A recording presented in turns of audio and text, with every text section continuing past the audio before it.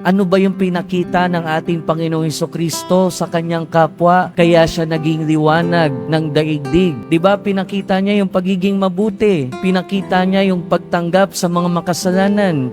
Pinakita niya yung hindi pag-reject. Pinakita niya yung malasakit.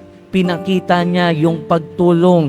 Pinakita niya yung pagpapatawad. At kung ang lahat ng ito ay ginagawa din natin, ibig sabihin tayo din ay nagiging liwanag ni Kristo sa ating kapwa. Pero kung hindi natin ito magawa, hindi liwanag yun ay ibibigay natin sa ating kapwa, bagkus kadiliman. Mga kapatid, pinapakitaan tayo ng halimbawa ng pagiging liwanag sa kapwa ng ating santo ngayon, ni Padre Pio. At tayo bilang Kristiyano, bilang pinakakitaan niya tayo ng halimbawa, sana matularan natin siya. Dahil ang mensahe sa atin ngayon ng ating ebanghelyo, maging liwanag sa ating kapwa. At ang liwanag na ito ay hindi rin naman sa atin nanggagaling. Nanggagaling ito sa ating Panginoong Hesukristo, sa ating mahal na Poong Jesus Nazareno.